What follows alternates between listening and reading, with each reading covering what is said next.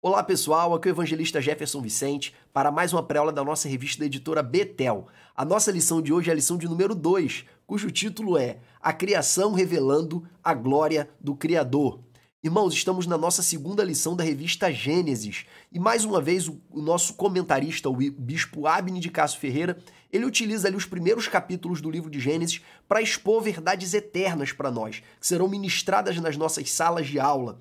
E eu gostaria de fazer uma pequena observação que não é uma crítica, tá? É acerca da forma como o conteúdo foi exposto. Irmãos, eu já tentei escrever uma revista Escola Bíblica Dominical a partir de assuntos que eu já tinha escrito. Só que quando eu tentei adequar o modelo da revista, eu passei mal, fiquei desesperado. Falei, meu Deus, é impossível. Então aqui vai minha palavra de admiração e respeito por todos os comentaristas que já passaram pela nossa editora Betel.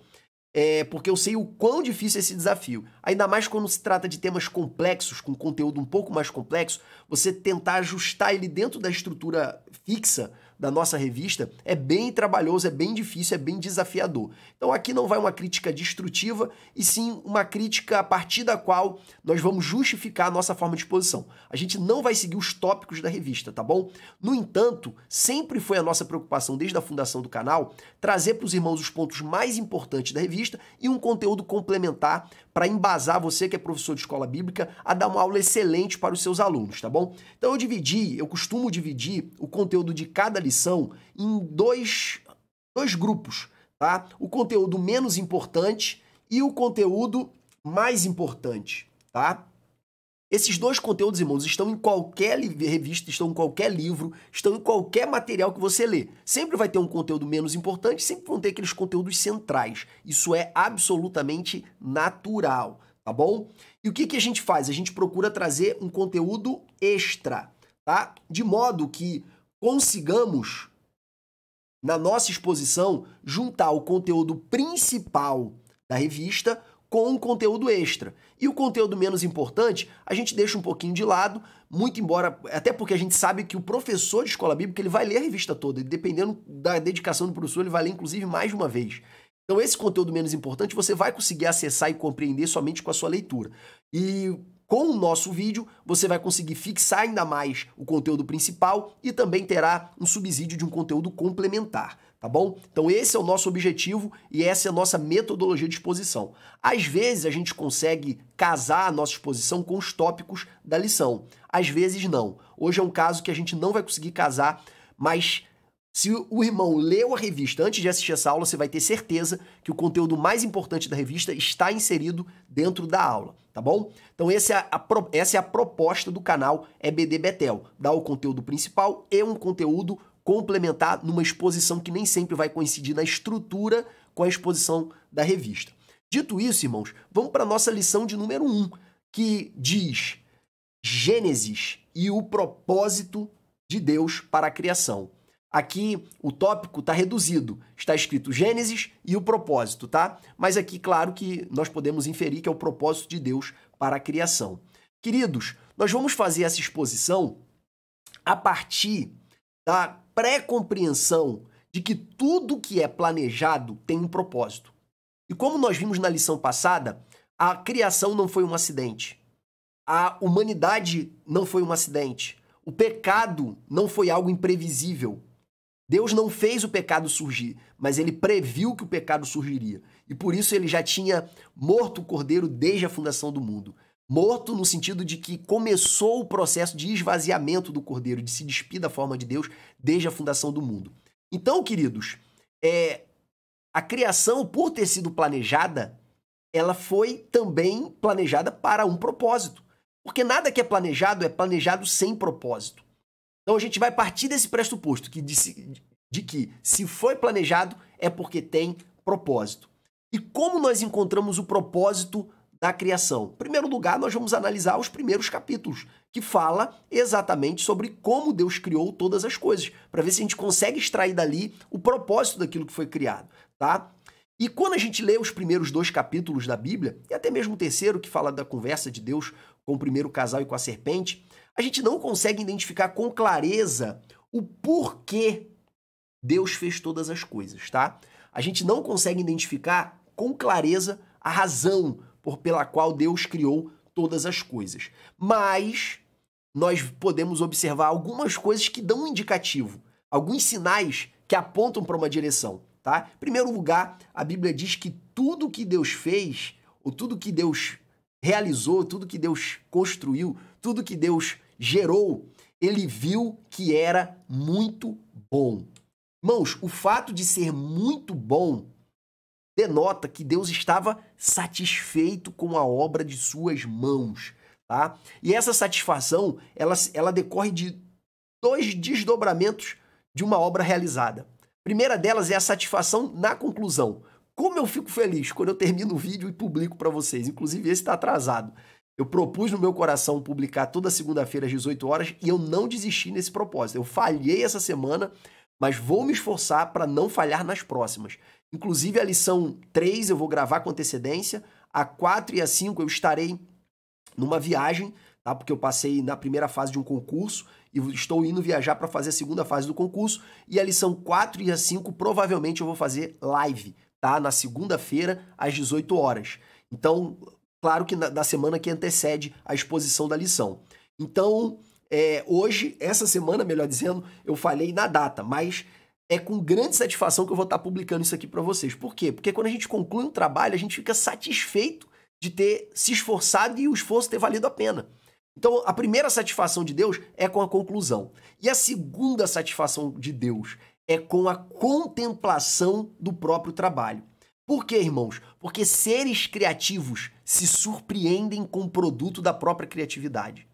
Quem aqui nunca fez algo assim inovador, fez uma inventação de moda, digamos assim, numa obra na sua casa, de repente num argumento, numa petição no caso de um advogado, de repente uma inovação no atendimento do cliente, você que de repente trabalha numa loja, trabalha numa padaria, numa mercearia, ou de repente você teve uma ideia inovadora na igreja. Quem é que não se surpreende com o resultado da própria criatividade? Irmãos, isso acontece porque nós somos seres criativos e o produto daquilo que a gente concebe com a nossa criatividade tem um poder de nos encantar, tem um poder de nos surpreender. E Deus não é diferente. Deus, ele gerou todas as coisas pelo poder da sua palavra. E no momento que ele olha para aquilo que foi criado, ele se encanta pelo produto das suas mãos, pelo produto do poder da sua palavra. Ele fica fascinado e ele olha e diz, é muito bom. Então, a criação, ela gerou uma grande satisfação em Deus. Em segundo lugar, Gênesis não diz porque Deus fez o homem, mas diz para que Deus fez o homem. E aí, irmãos, eu não estou dizendo que exclusivamente a criação foi feita para gerar satisfação a Deus. Mas eu acredito que como Deus ele é presciente, a presciência é um desdobramento da onisciência. Onisciência é conhecer todas as coisas. Presciência é conhecer o futuro antes do futuro chegar. Então, como Deus é presciente, ele já imaginava, ele já sabia que ele ia ficar encantado. Só que uma coisa é prever, a outra coisa é viver. Nós já falamos isso na semana passada acerca do arrependimento, da expressão, né, que Deus se arrependeu. Então, Deus, apesar de prever que a criação traria uma grande satisfação para ele, viver aquela satisfação é algo sempre inovador, porque prever é diferente de viver. Então a gente pode dizer aqui superficialmente que um dos objetivos da criação de Deus foi satisfazer o próprio Deus. Tanto isso é verdade que no sétimo dia ele descansou. Só que o termo descansar ali, de Gênesis capítulo 1, ele tem mais o sentido de parar para contemplar. Descansar no sentido de parar e curtir o que foi feito. É mais nesse sentido ali que o termo descansar existe. Da mesma forma, quando nós descansamos em Deus, é no momento que a gente para o adorar, para o contemplar, para o admirar, para ficarmos fascinados com a sua presença, com a sua glória, com o seu amor, com o seu poder, com a sua fidelidade. Então, o nosso descanso, na verdade, é um descanso contemplativo, daquele que busca a fascinação. Então, Deus descansar foi, na verdade, um desfrute ao contemplar aquilo que ele criou. E por que que Deus fez o homem? Também Gênesis 1 e 2 não diz, mas diz para quê? E esse revelação do para quê está previsto lá em Gênesis capítulo 1, versículo 26 a 28, onde está escrito: E disse Deus, façamos o homem à nossa imagem conforme a nossa semelhança, e domine sobre os peixes do mar, e sobre as aves dos céus, e sobre o gado, e sobre toda a terra, e sobre todo o réptil que se move sobre a terra. Observe a expressão domine, que ela vai ser repetida daqui a pouco. E criou Deus o homem à sua imagem, a imagem de Deus o criou. Isso aqui também vai ser importante mais na frente.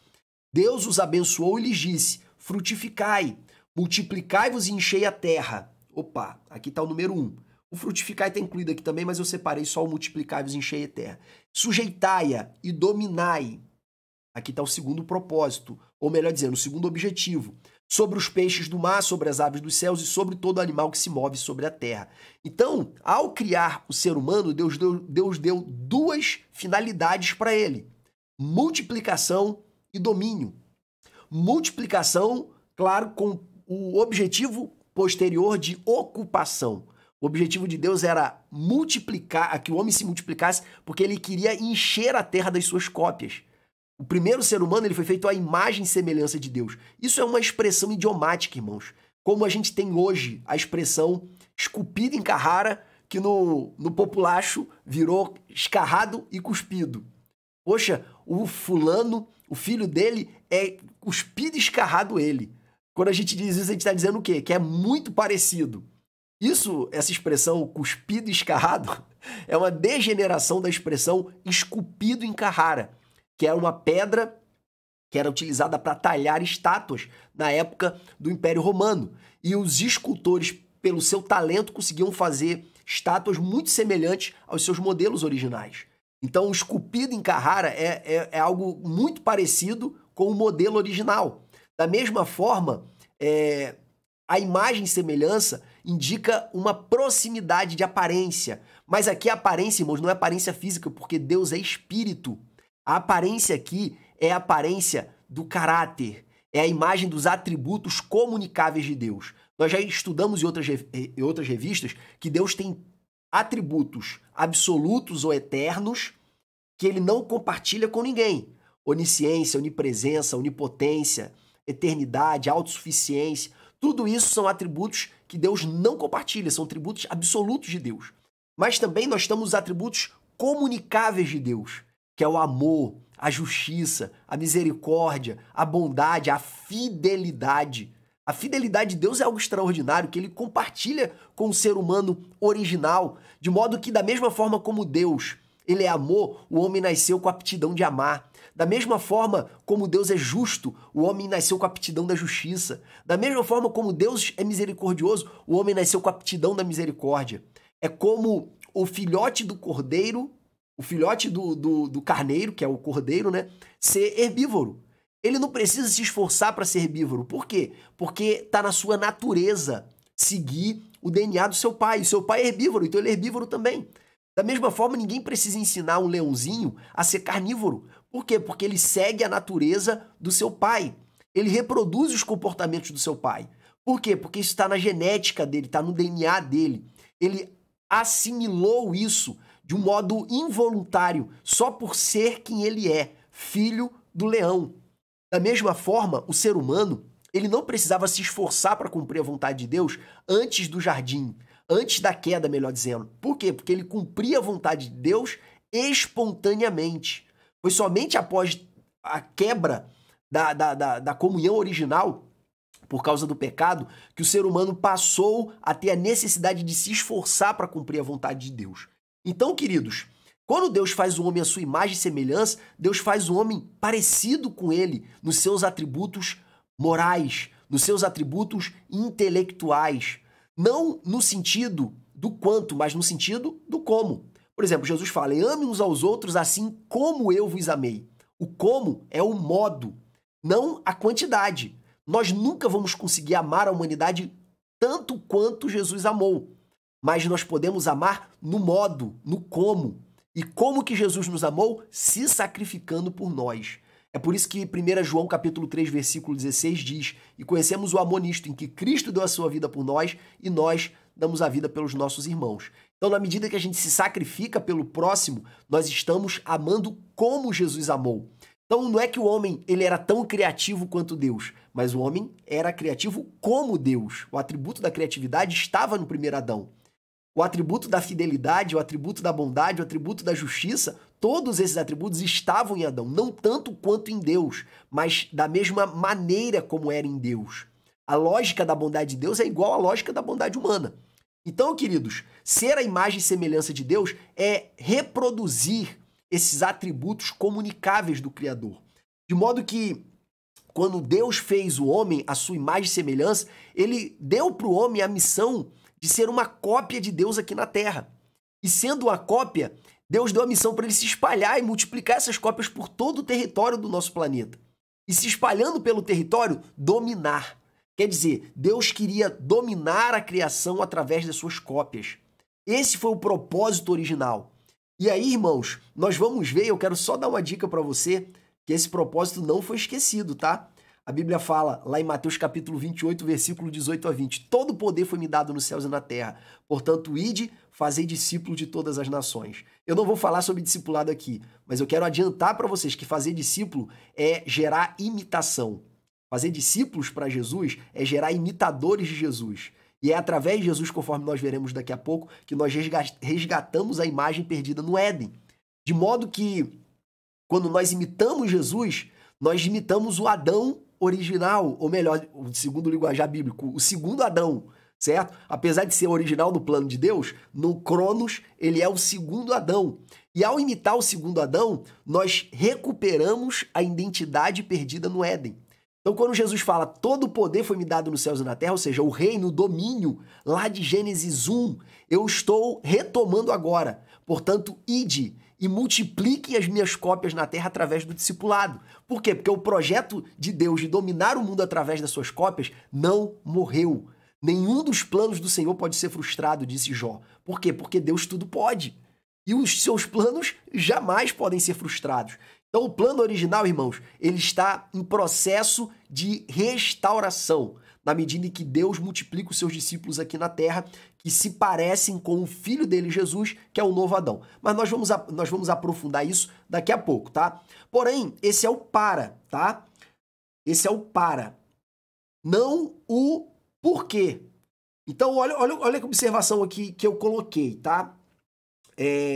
Do objetivo, ou seja, do para, é possível inferir pelo menos um dos propósitos: dominar toda a terra através de suas cópias. Então, às vezes a gente consegue extrair o propósito de algo, a razão de ser de algo, observando o objetivo para o qual ela foi criada. Tá? Por exemplo, um copo. Eu estou com um copo aqui para beber água. Esse copo foi criado para beber líquidos. E a mesma forma como ele foi criado para isso, eu posso dizer que o propósito dele é esse. Nem sempre isso acontece de maneira rígida, tá? Mas muitas vezes é assim. Então, do para, como Deus criou o homem para dominar, nós podemos inferir de que um dos objetivos, um dos propósitos pelos quais Deus criou o homem foi para dominar, tá?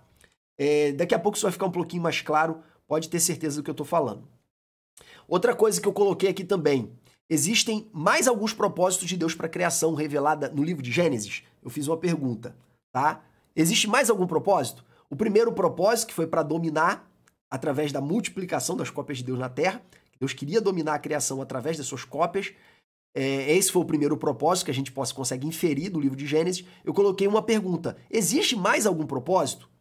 E aí eu coloquei aqui como resposta: explícito não. Quer dizer, em Gênesis 1 e 2, a gente não vê outro propósito, tá? Mas implícito sim. Por que implícito sim? Por causa da expressão a imagem e semelhança de Deus. Isso aqui a gente vai tratar daqui a pouco, tá bom?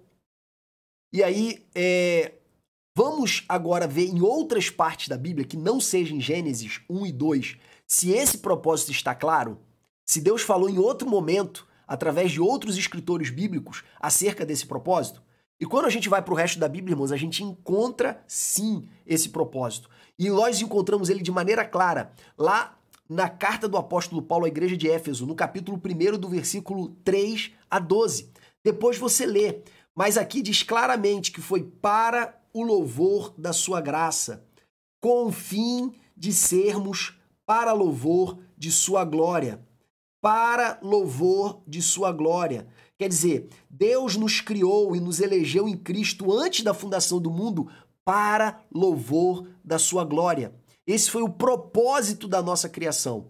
Então, o primeiro propósito, dominar a criação através de suas cópias. O segundo propósito, para louvor da sua glória. E continuando aqui, nós encontramos também Isaías capítulo 46, no versículo 7, dizendo que Deus criou o seu povo para a sua glória. Eu os criei para a minha glória, eu os formei sim, eu os fiz. Nós encontramos também Isaías capítulo 60, versículo 20 a 21. Serão renovos para mim plantados, obra das minhas mãos, para que eu seja glorificado. Ou seja, a obra que Deus faz através do seu povo, que terá a culminação no milênio aqui na Terra, no reino milenar de Cristo, ele declara que Deus plantou esse seu povo, que vai estar no milênio, com o objetivo de que para que o seu nome seja glorificado, para que ele seja glorificado. E aí, queridos, continuando, nós podemos concluir que nós fomos feitos para dar glória a Deus. Porque, como está escrito em Efésios, para louvor da sua glória. Então, nós fomos feitos para dar glória a Deus.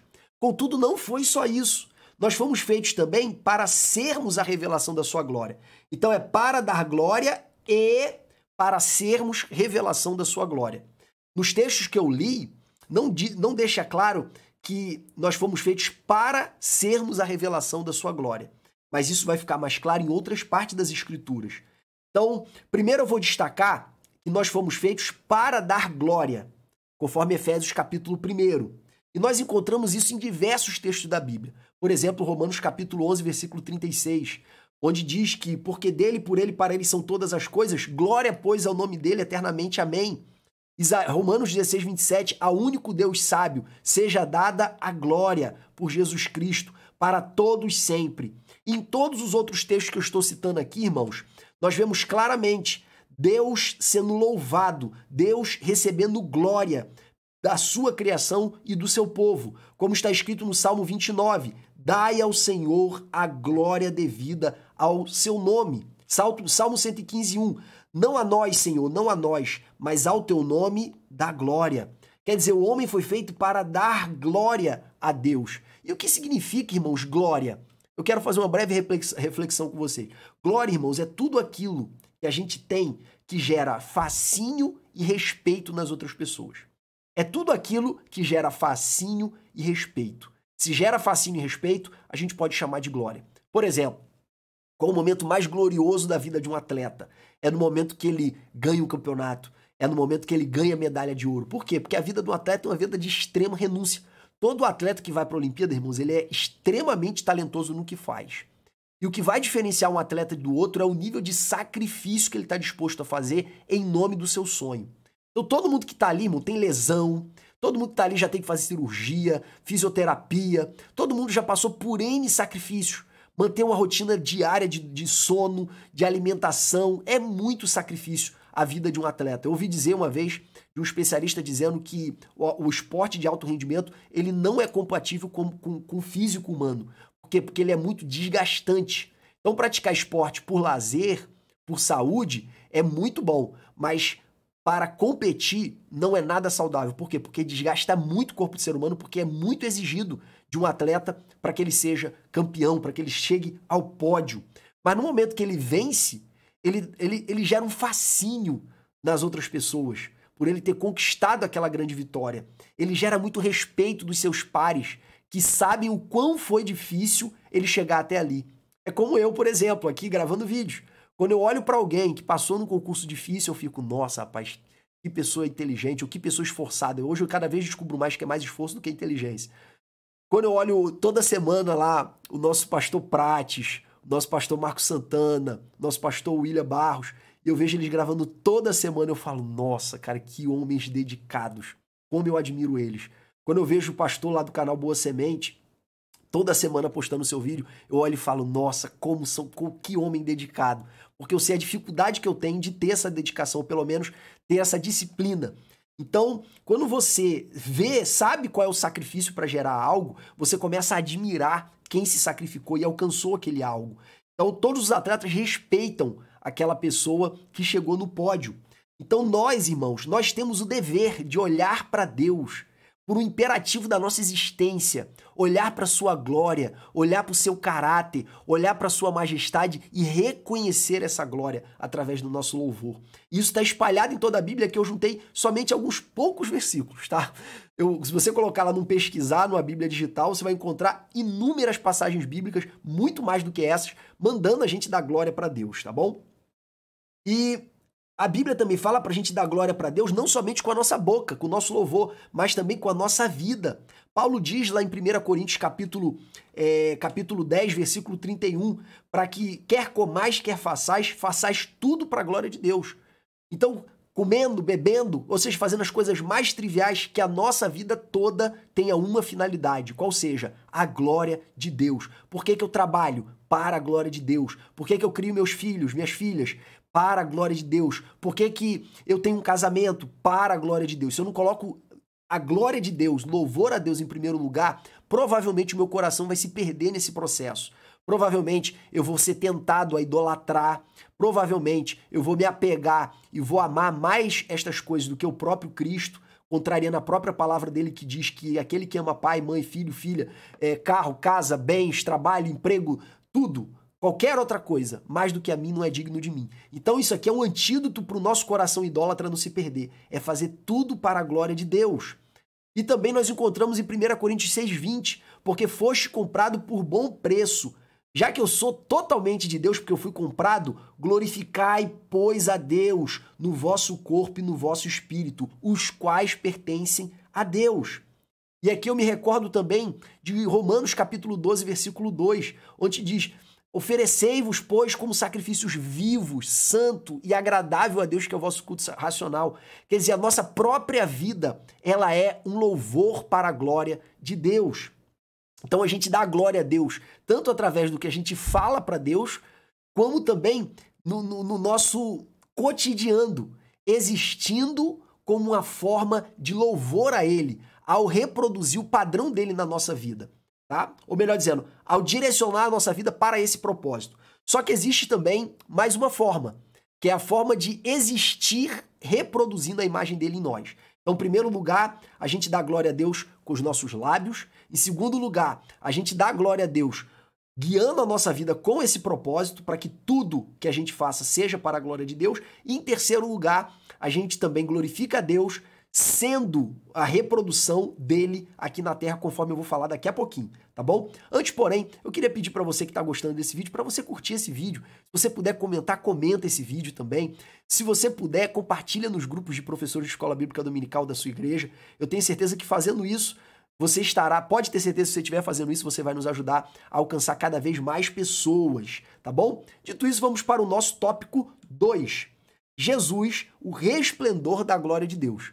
Aqui, irmãos, agora nós vamos compreender a terceira forma de glorificar Deus através da nossa vida. A primeira, lábios. A segunda, direcionando a nossa vida, o nosso propósito para a glória de Deus. E em terceiro lugar, é existindo como uma imagem de Deus aqui na Terra. Só de existir como imagem de Deus aqui na Terra, a gente já glorifica a Deus. E nós encontramos isso, em primeiro lugar, olhando para Jesus. Por quê? Porque Jesus, apesar de estar numa forma humana, apesar de estar numa matéria, apesar de ter se despido da forma de Deus, ele continuou sendo o resplendor da glória de Deus aqui entre nós. E por que ele continuou sendo o resplendor da glória de Deus aqui em nós? Porque ele reproduziu integralmente o caráter do Pai. Então ele se despiu da forma de Deus, mas continuou refletindo a glória de Deus, porque a glória de Deus não é apenas manifesta através da forma, mas principalmente e também através do caráter. É por isso que Hebreus capítulo 1, versículo 3 diz que o Filho, ele é o resplendor da glória de Deus, a expressa imagem de sua pessoa. E nós vamos ver também isso descrito lá em João, capítulo 1, versículo 14. E o Verbo se fez carne e habitou entre nós, e vimos a sua glória, como a glória do unigênito do Pai, cheio de graça e de verdade. Como é que eles viram a glória de Deus? Eles viram a glória de Deus através de Jesus porque Jesus reproduzia o caráter do Pai. E aí no 18 ele diz: Deus nunca foi visto por ninguém. O Filho unigênito que está no seio do Pai, este o fez conhecer. Então, é possível os homens contemplarem a glória de Deus através da face de Cristo, a olhar para Cristo e ver o caráter do Pai. É claro que João, Pedro e Tiago tiveram a oportunidade de ver a glória da segunda forma também, lá na Transfiguração, mas foram somente os três, tá bom? Os demais, eles viram a glória, e também no episódio da ressurreição, mas eles conseguiam ver a glória de Deus na face de Jesus todos os dias, ao ver o caráter de Deus revelado em Cristo. Continuando, nós vamos ver também descrito lá em 2 Coríntios capítulo 4, versículo 6, dizendo, porque Deus, que disse que das trevas resplandecesse a sua luz, é quem resplandeceu em nossos corações, para a iluminação do conhecimento da glória de Deus na face de Cristo Jesus. Quer dizer, a glória de Deus é revelada na face de Cristo Jesus. E como? Se a gente não está vendo o rosto de Jesus agora fisicamente. A glória de Deus é revelada na face de Cristo Jesus na medida em que nós lemos a Bíblia e contemplamos o comportamento de Cristo, a maneira como ele reproduziu o caráter do Pai. E aí eu coloquei aqui no subtópico A, por que Jesus é o resplendor da glória do Pai? Porque ele é a sua expressa imagem. E a imagem aqui não é a imagem de forma física, porque Deus é espírito, e sim a imagem que revela o seu caráter. E aí eu coloquei mais. E o que significa ser a imagem e semelhança? Eu já disse antes, ter os atributos morais. Então, na medida em que Cristo reproduziu os atributos morais do Pai, ele revelava a glória do Pai. E eu coloquei ainda a beleza dos atributos morais de Deus. Amor, fidelidade, justiça, bondade e a revelação deles em Cristo é a forma como Cristo reproduziu essa glória entre nós. Então, quando a gente olhava, por exemplo, para Jesus perdoando a Pedro, reabilitando Pedro, que negou 3 vezes, e depois lá no final Jesus chega para ele e fala, Pedro, tu me amas? Pedro, tu me amas? Pedro, tu me amas? Por que Jesus perguntou 3 vezes? Jesus já sabia a resposta, irmãos. Porque Jesus, ele queria que Pedro tivesse uma segunda chance. E assim como ele teve a oportunidade de negar 3 vezes, ele tivesse a oportunidade também de confessá-lo 3 vezes. Por que Jesus ele era tão maravilhoso e tão especial ao ponto de se preocupar com esse detalhe tão pequeno? Porque ele era a reprodução do caráter do Pai. A Bíblia fala que se nós com ele sofrermos, com ele reinaremos. Se o negarmos, ele nos negará. Mas se formos infiéis, aí não tem como Deus dar um equivalente. Por quê? Porque ele permanece fiel, porque ele não pode negar a si mesmo.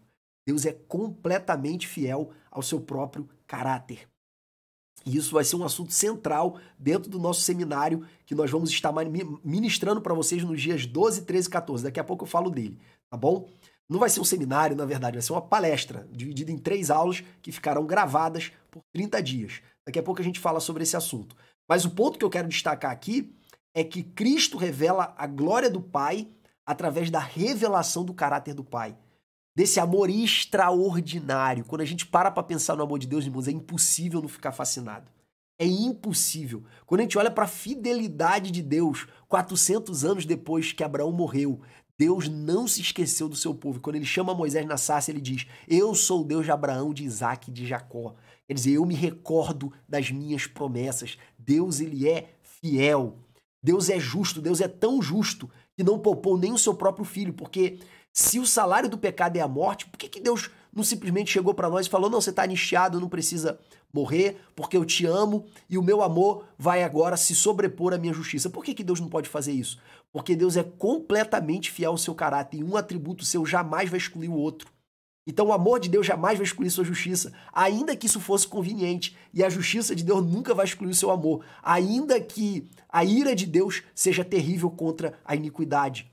Deus é tão fiel a si mesmo que ele não pode abdicar de nenhum dos seus atributos. Isso torna Deus um ser completamente confiável, conforme nós vamos falar mais na nossa palestra. Então, esse caráter extraordinário de Deus, admirável de Deus, fascinante de Deus, ele é a revelação, uma das formas de revelação da sua glória. E, claro, também os seus atributos sobrenaturais, como, por exemplo, revelado na face de Cristo na Transfiguração, mas não somente isso, revelado também de diversas formas durante toda a Bíblia. Eu vou colocar disponível para vocês aqui um link, irmãos, de uma ministração que eu preguei lá na igreja de Sertãozinho, na festividade da CIB, tem uns 3 ou 4 anos atrás, eu não lembro, e que o tema era sobre a glória de Deus. Eu fiz um estudo um pouquinho, eu acredito que bem completo, acerca da glória de Deus, e eu sugiro que você que tenha mais curiosidade para ler e estudar sobre o assunto, que você baixe aí o estudo, eu vou colocar a descrição, o link na descrição aqui do vídeo, juntamente com o link do slide que eu estou utilizando aqui nesse momento, que vai para vocês no formato de PDF, tá bom? É só clicar lá que você tem acesso aí a esse estudo sobre a glória de Deus. Então, queridos, Deus se manifestou diversas vezes, diversas. É até impressionante quando você começa a ver quantas vezes ele manifestou a sua glória lá no deserto, de maneira visível. Então é claro que os atributos de Deus revelam a sua glória, mas também os seus atributos morais revelam a sua glória, mas também os seus atributos sobrenaturais. Porque é glorioso. Imagina, você vê uma nuvem gigantesca que está cobrindo a multidão, de repente ela fica resplandecente, como se fosse milhões de holofotes de luz, como no estádio de futebol multiplicado por 1000. Imagina como que não deve ser fascinante contemplar essa visão. Então, é claro que os atributos sobrenaturais de Deus também geram a sua glória. E aí, irmãos, qual é o propósito eterno de Deus para a humanidade? Revelado em Cristo. Restaurar a glória do seu caráter na humanidade a partir de Cristo.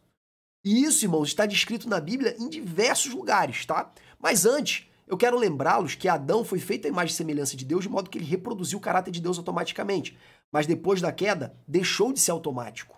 Ele passou a ter a necessidade de se esforçar para reproduzir em alguma medida o caráter de Deus.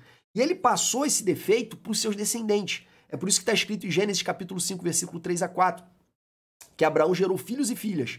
Tá? Abraão gerou filhos e filhas, conforme a sua própria imagem. Então os filhos de Adão já não eram como Deus, eles já passaram a ser conforme a sua própria imagem. Então, queridos, a humanidade ela herdou um caráter defeituoso de Adão e não o caráter perfeito de Cristo. É como se você pegasse uma certidão de casamento e fosse tirar uma cópia dela. Só que caiu uma tinta nessa certidão. Então ela está manchada. Todas as cópias dessa certidão manchada sairão manchadas, porque a matriz está defeituosa. Por isso foi necessário Deus enviar um novo Adão, conforme está descrito lá em 1 Coríntios capítulo 15. Esse novo Adão, que é essa nova matriz perfeita, sem mancha, é Cristo. E foi do propósito de Deus restabelecer a nossa identidade, restabelecer a glória dele na nossa vida através da nossa transformação em cópias de Cristo. É por isso que está escrito em Romanos 8, 29. Porque os que dantes conheceu, também os predestinou para serem conforme a imagem do seu Filho. Quer dizer, ao ser iguais a Jesus, nós recuperamos a identidade perdida no Éden, a fim de que ele seja o primogênito entre muitos irmãos. É por isso também que está descrito lá em 2 Coríntios 3,18, mas todos nós com a cara descoberta, refletindo como um espelho a glória do Senhor. E como que a gente reflete a glória do Senhor? Nós somos sendo transformados de glória em glória. Em quê? Na imagem. Na mesma imagem. Na mesma imagem.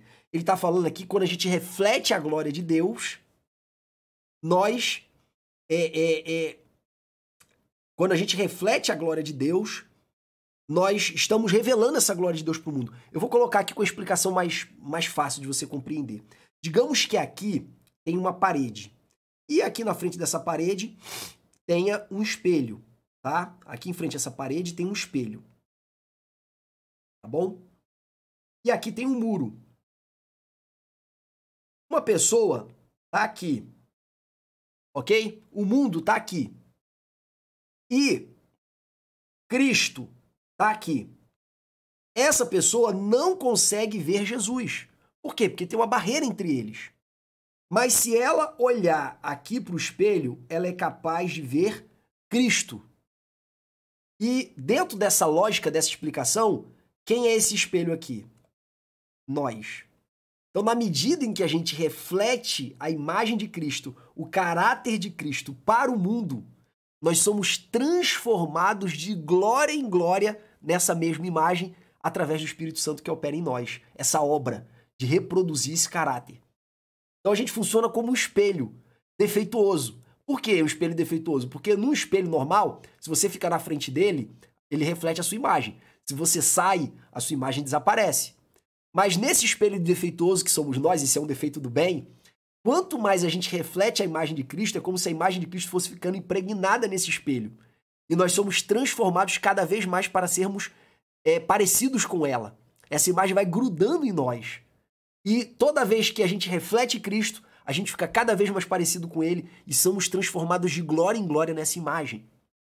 Então nós temos um propósito na nossa vida. E qual é o nosso propósito? Refletir a glória de Deus para o mundo.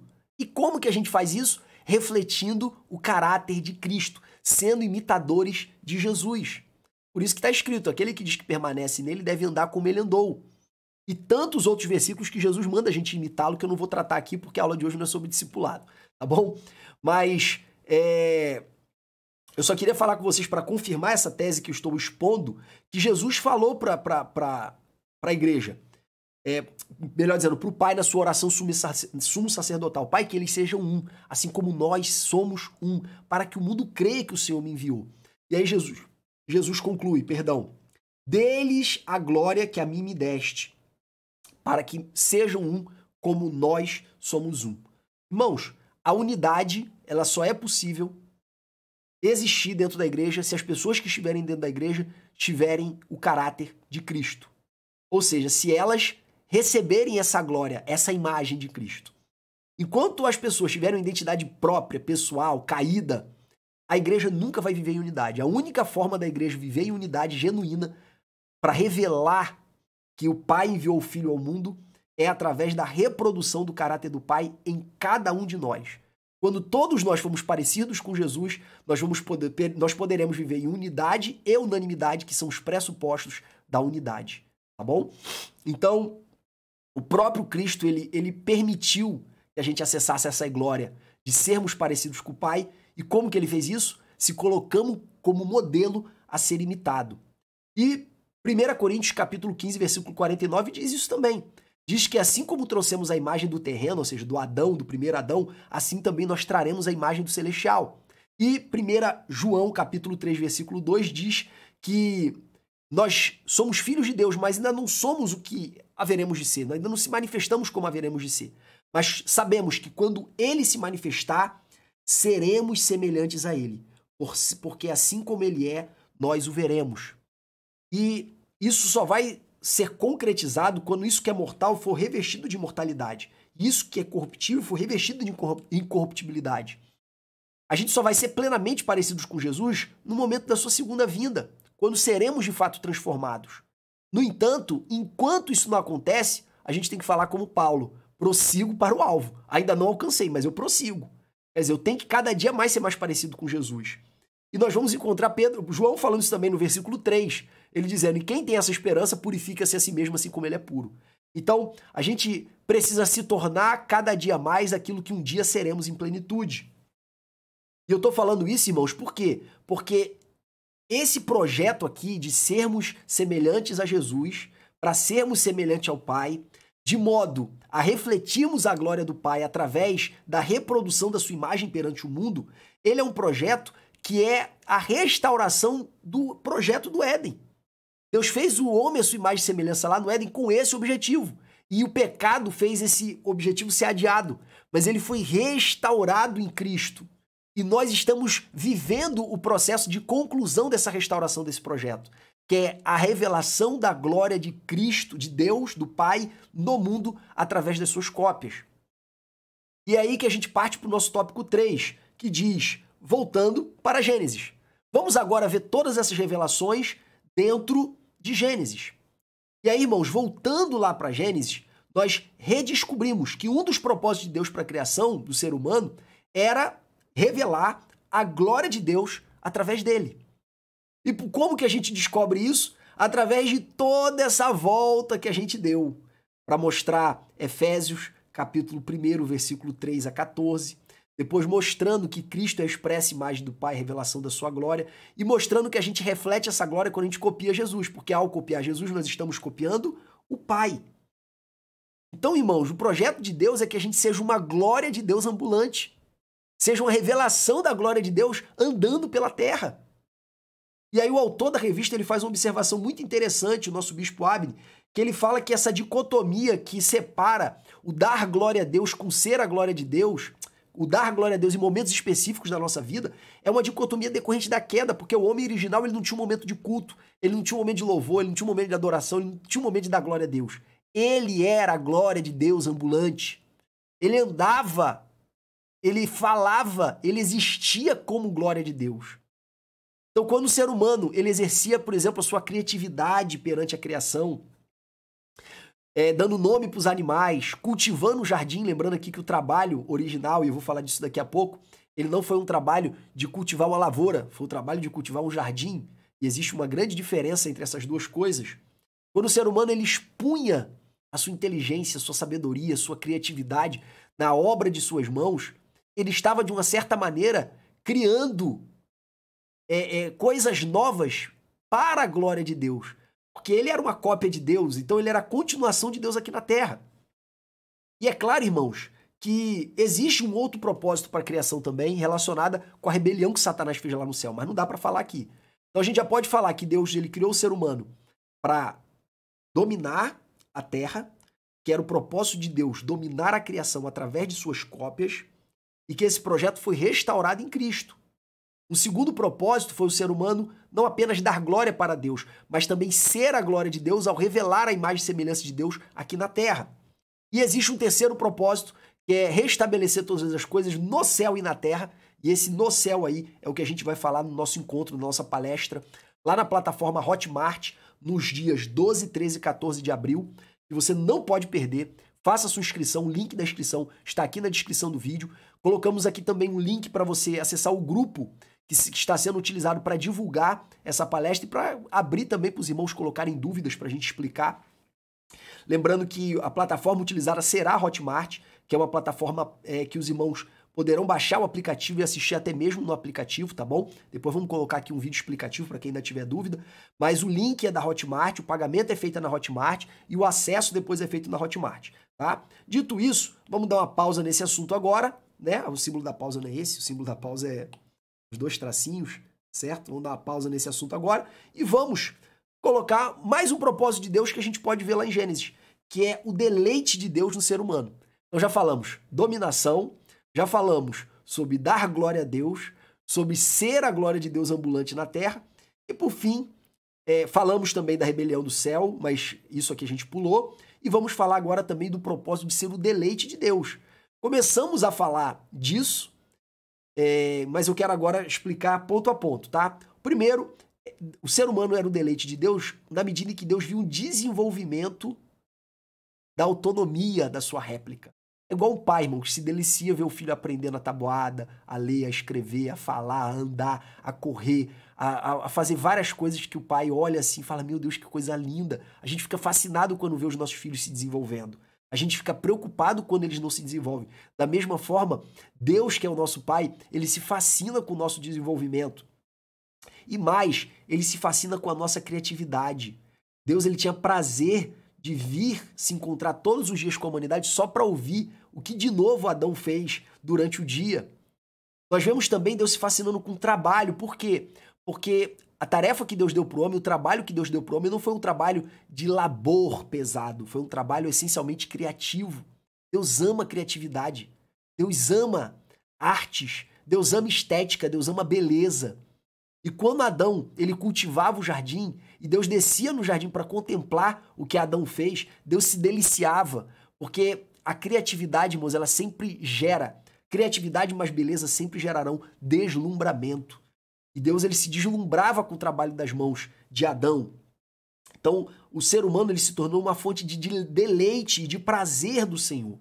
Tá? E é por isso que Deus não deixava de visitá-lo toda a viração de tarde. E, dito isso, irmãos, aqui eu faço uma pausa em relação ao ser humano e começo a falar acerca da revelação da glória de Deus através da criação em geral. E quando eu falo disso, eu estou falando da criação como um todo, dos animais, das árvores, de tudo que Deus criou. E em Romanos capítulo 1 a gente vê que Deus revela a sua existência através da sua criação. E em Salmos 19:1 está escrito que os céus manifestam a glória de Deus e o firmamento anuncia as obras de suas mãos. E o Salmo 145 ele anda na mesma linha, dizendo todas as tuas obras te louvarão, a existência, por exemplo, de uma montanha gigantesca. Uma vez eu estava num passeio com a minha esposa, eu estava contemplando uma montanha lá em Itatiaia, na Serra de Itatiaia, gigantesca, eu vi aquelas nuvens e eu vi aquele clima maravilhoso e eu comecei a orar e eu senti a presença de Deus de uma forma extraordinária. Eu fiquei fascinado só de fazer um breve exercício imaginativo do quanto Deus era infinitamente maior do que a criação dele, que eu estava contemplando naquele momento.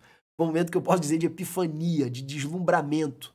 E quantas vezes eu já cheguei na praia e comecei a orar, vendo aquele mar, vendo a força daquelas ondas, vendo aquela beleza. Então, irmãos, a glória do Senhor, por si só, ela já anuncia a sua grandeza, ela já louva o Senhor só de existir. E os santos do Senhor também lhe bendirão, falarão da glória do teu reino e relatarão o teu poder. Então, toda a glória do Senhor é revelada tanto pelo que ele fez, como também pelo como a sua criação, que somos nós, o louvam, revelam através de palavras. E continuando, por que Deus precisa revelar a sua glória?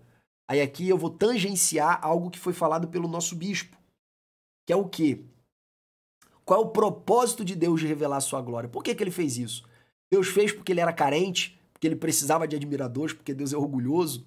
Ora, a existência de Jesus, irmãos, é a prova cabal de que Deus é humilde. Não tem como discutir o caráter de Deus no que tange a orgulho e humildade depois de Cristo. Tá? Isso aí é indiscutível. Então, se Deus não é orgulhoso, por que ele tem necessidade de revelar a sua glória? Deus tem a necessidade de revelar a sua glória, irmãos, por causa do seu amor. E aqui que entra o livro do John Piper, que é citado pelo nosso autor, pelo nosso bispo Abner de Castro Ferreira. É esse livro aqui que ele tem umas versões menores, que são resumos dele. Que é Em Busca de Deus, tá? John Piper. Muito bom esse livro. Tem umas versões menores que é A Plena Satisfação em Deus. John Piper...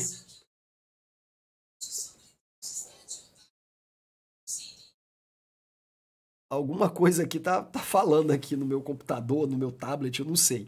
Mas enfim, esse livro é maravilhoso, tá? E a versão dele menorzinha foi a versão que eu li toda, eu não li esse livro todo ainda, mas eu li a versão menor dele, que é o resumo dele, que é pequenininha, Plena Satisfação em Deus. Já escutei algumas pregações de John Piper sobre isso, é simplesmente fascinante. Por quê?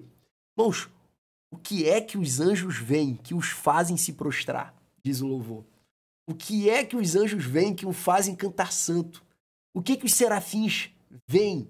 O que os querubins veem? O que os 24 anciões contemplam? O que os 4 seres viventes que têm olhos por dentro e por fora e ficam todos os dias cantando santo, santo, santo, santo, santo, santo, santo, sem se cansar? O que é que eles veem que os fazem adorar 24 horas por dia? Ainda que a gente use essa expressão somente como força de expressão mesmo, porque a gente sabe que lá não tem 24 horas como aqui, né? O que é que eles veem? Que glória é essa que não cansa?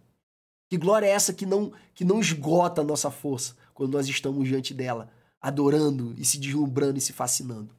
Então existe uma glória que Deus tem, que é uma fonte de deslumbramento, de admiração, de regozijo, de prazer.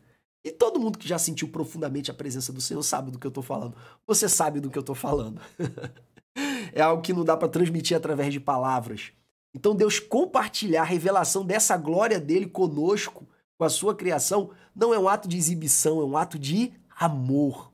Deleitem-se em mim, regozijem-se em mim, porque eu sou fonte de um prazer inesgotável. É o que o Senhor diz para nós o tempo todo na sua palavra, através de várias expressões diferentes. Então, queridos, Deus seria muito egoísta se nos privasse da sua glória. Então, revelar a sua glória é um ato de amor, em primeiro lugar. Dito isso, irmãos, eu gostaria de ir para o tópico 4, que não vai estar na minha exposição em vídeo, mas estará através do slide, do roteiro desse vídeo, tá? Eu coloco em Word o roteiro, para caso você queira fazer alguma alteração e aproveitar para os seus estudos bíblicos e guardar aí no seu computador. Eu vou colocar em um tópico 4, fala sobre as manifestações da glória de Deus. Ah, não, perdão. Aqui é aquele estudo que eu fiz para a pregação sobre a glória de Deus. Tá? É aquele estudo que eu fiz sobre a pregação da glória de Deus. Está em Word também, tá bom? Que é muito mais completa, tá bom? E aí, queridos, vamos para a nossa conclusão. Gênesis e o propósito da criação. Qual foi o propósito da criação? Nós já vimos. O propósito foi para a glória de Deus. Esse é o propósito eterno. E por que Deus precisa revelar a sua glória? Por amor. Por amor. Para a nossa satisfação, para a nossa alegria. Compete a nós chegarmos diante dele com esse prazer, com essa alegria. Compete a nós desfrutarmos disso, tá? E aí, queridos, esse é um dos propósitos, tá? O segundo propósito é a revelação do próprio Deus através daquilo que ele criou, conforme está em Romanos capítulo 1. Então, revelar a sua glória por amor. Segundo, revelar-se através de tudo que ele fez. Em terceiro lugar, ele também fez tudo isso para que ele tivesse uma família de muitos filhos semelhantes a Jesus, que pudessem dominar sobre a criação, reproduzindo o caráter dele na terra, porque eram cópias suas, a sua imagem e semelhança. Então todos esses são propósitos da criação, conforme a gente expôs aqui, tá bom? É claro que a gente, para entender todos esses propósitos, a gente tem que sair de Gênesis para o Novo Testamento. E, acima de tudo, entender que Jesus é o resplendor da glória de Deus. E, por fim, a gente volta para Gênesis para reencontrar pistas disso que aconteceu em Jesus, que a gente viu no Novo Testamento, já em Gênesis, tá bom? Então esse é o resumo e a conclusão do nosso vídeo. Espero te ver novamente na lição 3, segunda-feira, às 18 horas. Que Deus te abençoe, em nome de Jesus. Amém.